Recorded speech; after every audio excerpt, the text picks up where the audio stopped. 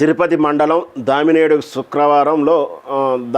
శుక్రవారం నిర్వహించిన రాష్ట్రంలో 2 ఏళ్ల నమ్మకం అభివృద్ధి సంక్షేమం బహిరంగ సభకు హాజరైన ప్రజలు విధ్వంసం నుంచి వికాసం వైపు. విధ్వంసం ఎప్పుడు జరిగిందో మరి చెప్పే ప్రయత్నం చేయాల్సి ఉండే. విధ్వంసం జరిగింది అంటే మరి వాడు ఓడిపోయారు, మరి మీరు ఓడిపోయినప్పుడు విధ్వంసం జరిగిందా వినాశనమే జరిగిందా? ఇట్లా విధ్వంసము ఈ నెగటివిటీని బాగా ప్రచారం చేయడంలో సిద్ధహస్తులు ఈ yellow media and yellow team ముఖ్యంగా ప్రతిపక్ష పార్టీలను ప్రతిపక్ష రాజకీయ నాయకులను లేదా గత పాలకులను విమర్శించవచ్చే తప్పేం లేదు. కానీ ఇట్లా విధ్వంసాలు అంటే మరి మీరు చేసిన వికాసం ఏంటో స్పష్టంగా చెప్పాలి. 3000 మంది మహిళలు తప్పిపోయినటువంటి ఆరోపించండి. మీరు ఈరోజు కూడా పలానా మహిళను తీసుకొచ్చి మేము ఆచూకీ పట్టుకొచ్చాము, మేము న్యాయం చేయించామని ఒక్క మహిళను కూడా ఇంతవరకు 2 సంవత్సరాలు అవుతున్నా కూడా ఇంతవరకు ప్రదర్శించలేదు. మీరు ఇంతవరకు ప్రెస్ మీట్ పెట్టలేదు, కనీసం వీడియో కూడా రిలీజ్ చేయలేదు. ఒక్కటి కూడా సాధించామని కూడా చెప్పని మీరు మరి అది విధ్వంసం అందామా, వినాశనం అందామా, వికృత క్రీడ అందామా? సుగాలి ప్రీతి విషయంలో మీరు వచ్చినటువంటి స్టాండ్స్ ఏంటో కూడా వాళ్ళ సుగాలి ప్రీతి మాట్లాడుతున్న దాంట్లో వీడియోలో స్పష్టంగా ఉంది. మరి దాన్ని వినాశనం అందామా, వికృతం అందామా? మీ విచక్షణకే, మీ వివేకానికి వదిలేద్దాం. రాష్ట్రానికి కేంద్రం ఆక్సిజన్ అందించింది, ప్రాణాలు నిలబెట్టింది. మేము వచ్చాక 23 లక్షల కోట్ల పెట్టుబడులు తెచ్చాము. విశాఖ, అమరావతి, తిరుపతి కేంద్రాలకు అన్ని జిల్లాల అభివృద్ధి, 2 ఏళ్ల నమ్మకం అభివృద్ధి సంక్షేమ సభలో ముఖ్యమంత్రి. చాలా సంతోషం, అభివృద్ధి జరిగితే చాలా సంతోషం, స్వాగతించాల్సిందే, సుస్వాగతం కూడా పలకాల్సిందే. మరి 23 లక్షల కోట్ల పెట్టుబడులు అంటున్నారు, ఎట్టుపోయాయి, ఎక్కడ పెట్టారు?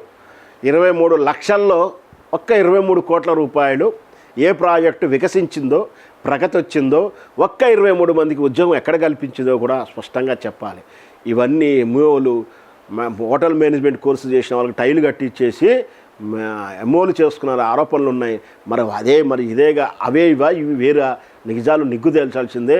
మీరు ఇంకా ఇలా చేస్తున్నా కూడా 23 లక్షల కోట్ల రూపాయల పెట్టుబడులు తెచ్చి అక్కడ సంకల్పం చేసి అక్కడ ప్రాజెక్టులు చేసి నిర్మిస్తుంటే మీ రాష్ట్ర యువత, మీ రాష్ట్ర ప్రజలు, మీ తెలుగు వాళ్ళు ఇంకా వలసలు హైదరాబాద్కి ఎందుకు వస్తున్నారు? చంద్రబాబు నాయుడు గారు ప్రతిరోజు మీ ట్రైన్లో మీ ఊరి నుంచి వచ్చే ట్రైన్లు చూడండి, ఎంతమంది మూటా ముళ్ళతో దిగుతున్నారు. మీరు మా దగ్గర కాదు, మీ ఊరిలో, మీ విశాఖపట్నంలో, మీ విజయవాడలో ట్రైన్ చూడండి, మూటా ముళ్ళ చదువుకొని ఎంతమంది ఎక్కుతున్నారు, ఫైలు పట్టుకొని ఎంతమంది బయలుదేరుతున్నారు. మరి మీ దగ్గర ప్రగతి వస్తే, మీ దగ్గర 3 లక్షల కోట్ల రూపాయలు ఖర్చు అవుతే ఉద్యోగ కల్పన, ఉపాధి కల్పన కూడా జరుగుతుంటే ఇంకా వలసలకు ఎందుకు వెళ్తున్నారు, ఎందుకు వస్తున్నారు? అది కూడా ఆత్మవిమర్శన చేసుకోవాల్సిందే కదా, అవి ప్రశ్నించాల్సిందే కదా. ఈ 2-3 కోట్ల ఎంఓ పేపర్లకే పరిమితమా? పర్సంటేజ్లకే సాటిస్ఫాక్షన్ అవ్వాలా? నిజంగా రూపకల్పన గ్రౌండ్ లెవెల్లో కూడా వాటి ప్రయోజనాలు, ఫలితాలు ప్రజలకు అందాలి కదా, మీ రాష్ట్ర ప్రజలకు అందాలి. మీ రాష్ట్రంలో ఇతర రాష్ట్రాల నుంచి వచ్చినటువంటి వలసలు తక్కువ మంది ఉంటారు, చాలా తక్కువ ఉంటుంది. అంటే మీరు ఏం పని చేసినా, మీరు ₹1 ఖర్చు పెట్టినా మీ ప్రజలకే, మీ తెలుగు వాళ్ళకే, మీ ఆంధ్రప్రదేశ్ వాళ్ళకే ఎక్కువ శాతం, మీ ప్రతి రూపాయిలో 99% వాళ్ళకే వెళ్ళిపోతుంది. మరి ఎందుకు ఇంకా వెనకబడుతున్నారు? ఎందుకు ఆలోచిస్తున్నారు? ఇవన్నీ ఉపన్యాసాలకే పరిమితమైన, సభలకు సన్మానాలకే పరిమితమైన ఈ మీ అభివృద్ధి పథకాలు 2.5 సంవత్సరాలు, ఈ 2 సంవత్సరాలు మీరు ఏం సాధించారేమో కానీ మీ ఆత్మకు మీరే ద్రోహం చేసుకుంటే రాబోయేటువంటి ఎన్నికల్లో మరి మూల్యం చెల్లించుకోవాల్సి వస్తుంది. గతంలో చంద్రబాబు నాయుడు గారు మొదటి నుంచి చెప్తా ఉన్నాను, నాకున్నటువంటి ఎన్నికలు ఈ విశ్లేషణ, పొలిటికల్ అనలిస్ట్గా సర్వేలు చేసి మేము ప్రమోషన్స్ చేసినటువంటి అనుభవంతో 2008 నుంచి చెప్తా ఉన్నాను. చంద్రబాబు నాయుడు గారు ఈ మ్యానిపులేటింగ్ అంటే అధికారంలో ఉన్నటువంటి ఈ డిజిటల్ హెడ్డింగ్స్ తోటి, పబ్లిసిటీ తోటే మోసపోయారు. మిమ్మల్ని మోసం చేస్తున్నారు భజన పరులు, మీరు మోసం చేస్తున్నారు.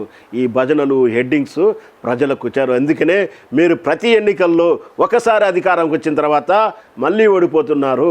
ఒక్కసారి అధికారం వచ్చిన తర్వాత మళ్ళీ ఓడిపోయి ప్రత్యామ్నాయం లేకనో మళ్ళీ గెలిపించారు. అయినా కూడా మీలో మార్పు రావట్లేదు. ఈ నిజమైన ప్రగతిని చూపించండి. నిజంగా అభివృద్ధి జరిగితే మీ ప్రజలు మిమ్మల్ని వద్దన్నా కూడా మీరు ఇంకొక పార్టీ నుంచి పోటీ చేసినా కూడా మిమ్మల్నే గెలిపిస్తారు. తిరుపతి మండలం దామినేడులో శుక్రవారం నిర్వహించిన రాష్ట్రంలో 2 ఏళ్ల నమ్మకం, అభివృద్ధి, సంక్షేమం బహిరంగ సభకు హాజరైన ప్రజలు విధ్వంసం నుంచి వికాసం వైపు. విధ్వంసం ఎప్పుడు జరిగిందో మరి చెప్పే ప్రయత్నం చేయాల్సి ఉండే. విధ్వంసం జరిగింది అంటే మరి వాడు ఓడిపోయారు. మరి మీరు ఓడిపోయినప్పుడు విధ్వంసం జరిగిందా, వినాశనమే జరిగిందా?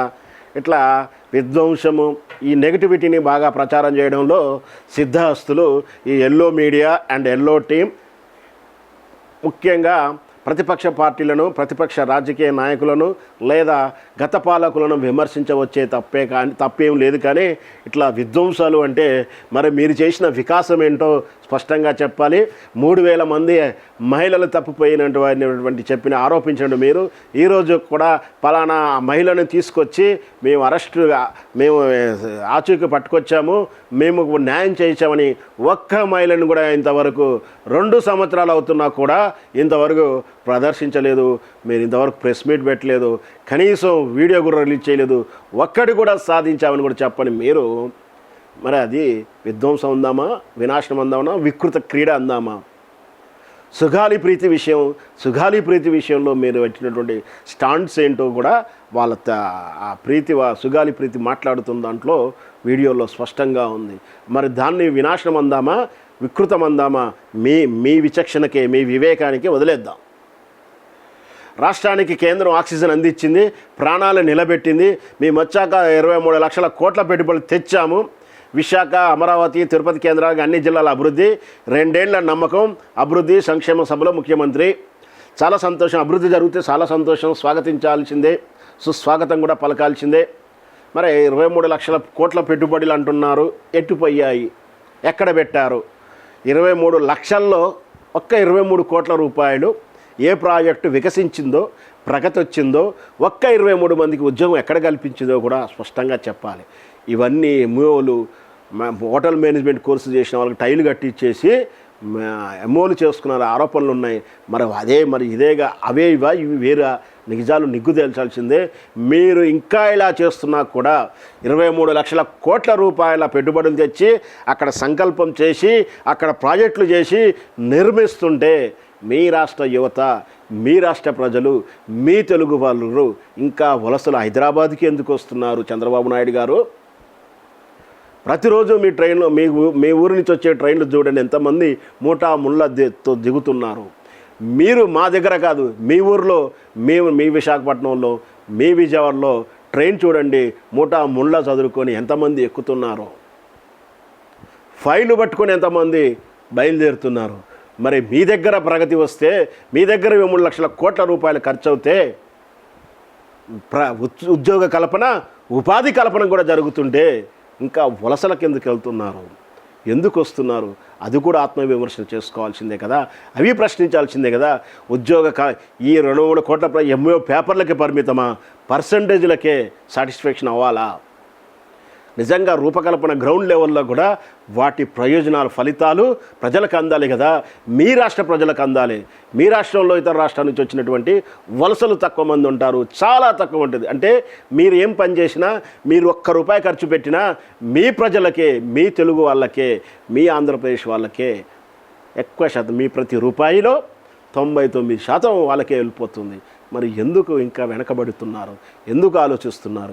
ఇవన్నీ ఉపన్యాసాలకే పరిమితమైన, సభలకు, సన్మానాలకే పరిమితమైన మీ అభివృద్ధి పథకాలు 2.5 సంవత్సరాలు, ఈ 2 సంవత్సరాలు మీరు ఏం సాధించారేమో కానీ మీ ఆత్మకు మీరే ద్రోహం చేసుకుంటే రాబోయేటువంటి ఎన్నికల్లో మరి మూల్యం చెల్లించుకోవాల్సి వస్తుంది.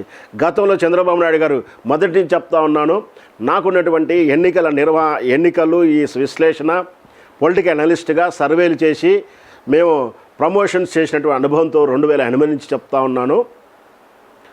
చంద్రబాబు నాయుడు గారు ఈ మ్యానిపులేటింగ్ అంటే అధికారంలో ఉన్నటువంటి ఈ డిజిటల్ హెడ్డింగ్స్ తోటి, పబ్లిసిటీ తోటే మోసపోయారు. మిమ్మల్ని మోసం చేస్తున్నారు భజన పరులు, మీరు మోసం చేస్తున్నారు. ఈ భజనలు హెడ్డింగ్స్ ప్రజలకు వచ్చారు. అందుకనే మీరు ప్రతి ఎన్నికల్లో ఒకసారి అధికారంకి వచ్చిన తర్వాత మళ్ళీ ఓడిపోతున్నారు. ఒక్కసారి అధికారం వచ్చిన తర్వాత మళ్ళీ ఓడిపోయి ప్రత్యామ్నాయం లేకనో మళ్ళీ గెలిపించారు. అయినా కూడా మీలో మార్పు రావట్లేదు. ఈ నిజమైన ప్రగతిని చూపించండి. నిజంగా అభివృద్ధి జరిగితే మీ ప్రజలు మిమ్మల్ని వద్దన్నా కూడా, మీరు ఇంకొక పార్టీ నుంచి పోటీ చేసినా కూడా మిమ్మల్నే గెలిపిస్తారు.